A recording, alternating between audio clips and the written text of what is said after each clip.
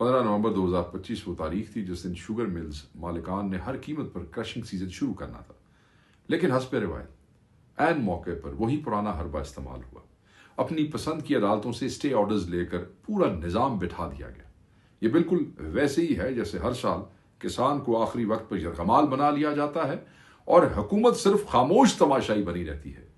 इस वक्त मुल्क में गन्ने की पूरी फसल तैयार खड़ी है, मगर शुगर मिलें बंद है।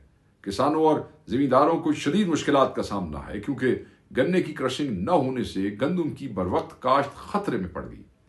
जिमींदार इस मुल्क की मुईशत की रीढ़ की हड्डी है, लेकिन न मौजूदा हुकूमत को इस दर्द की समझ है, न इन बादशाह गरों को जो पर्दे के पीछे से हर चीज देखते और चलाते हैं।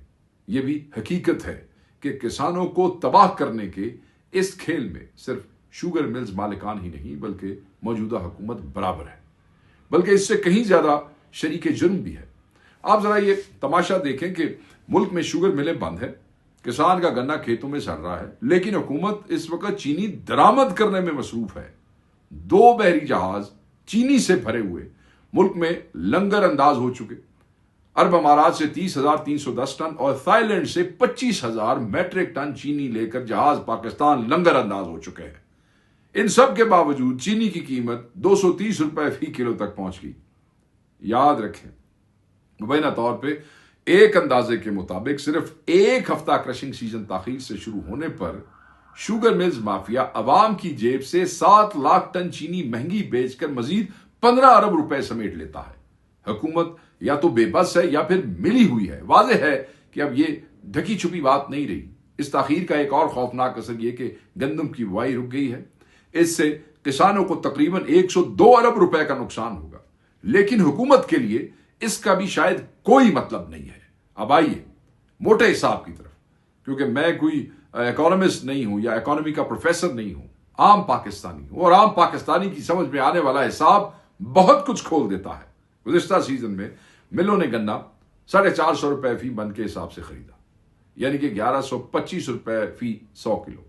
मिलों के अपने डाटा के मुताबिक 100 किलो गन्ने से 11 किलो चीनी बनती है, यानी कि पैदावारी लागत तकरीबन 100 रुपए फी किलो पड़ती है, लेकिन इस वक्त चीनी 250 रुपए में फरोख्त हो रही है। सरकारी कीमत भी पहले 177 रुपए थी, अब अगर 190 रुपए औसत भी फर्ज कर लें तब भी फी किलो 90 रुपए मुनाफा बनता है। गुज़िश्ता साल 6 अरब किलो चीनी तैयार हुई। अगर 6 अरब किलो 90 रुपए से जरब दे तो 540 अरब रुपए बनते हैं, यानी कि एक शुगर मिल ने तकरीबन 1000 से 1200 करोड़ रुपए कमाए हैं, मुनाफा कमाया, और ये सिर्फ चीनी का नफा है। इसके अलावा बगास, शीरा, press mud, glucose syrup, alcohol, ethanol, बिजली की फरोख्त, ये सब अलग खजाने हैं, और ऊपर से खुफिया क्रशिंग, टैक्स चोरी, जाली कागजाती घपले, ये सारा माल इस हिसाब में शामिल ही नहीं। तो मैंने अवाम को समझाने के लिए सिर्फ बुनियादी बात की है, वरना ये एक पूरी किताब का मौजू है। मजीद जुल्म देखें, क्रशिंग सीजन शुरू होने वाला है, किसानों ने गंदम भी काश्त करनी है, डीजल की खपत भी बढ़नी है, और हुकूमत ने इसी वक्त डीजल की कीमत में भी इजाफा कर दिया और बता छड़िया जाए। यानी कि एक हाथ से किसान का गला दबाते हैं, दूसरे हाथ से इसकी जेब भी काट लेते हैं। सिर्फ पिछले 1 साल में शुगर माफिया ने 30 लाख टन चीनी औसतन 60 रुपए फी किलो ज्यादा बेचकर 150 अरब रुपए अवाम से लूट ली। हुकूमत मुकम्मल तौर पर खामोश खड़ी तमाशा देखती रही। हुकूमत का अपने वज़रा से वादा था कि क्रशिंग सीजन 15 नवंबर को शुरू होगा, लेकिन मिलें बंद हैं ताकि चीनी मजीद महंगी हो सके। स्टॉक सिर्फ 7 दिन का रह गया। उन्होंने वादा किया था कि चीनी 137 रुपए होगी, आज 230 रुपए पर बेच रहे हैं। कहा था चीनी बाहर नहीं भेजनी, लेकिन 8 लाख टन मुल्क से बाहर भेज दी गई और कोई पूछने वाला ही नहीं है। याद रखिएगा कि ये जो हुकूमत में लोग बैठे हैं, चाहे पीपल्स पार्टी में है, चाहे नून लीग में है, इस मुल्क की 80 से 90% मिलों जो है उनके मालिकान का ताल्लुक डायरेक्टली या इनडायरेक्टली इसी हुकूमत से है।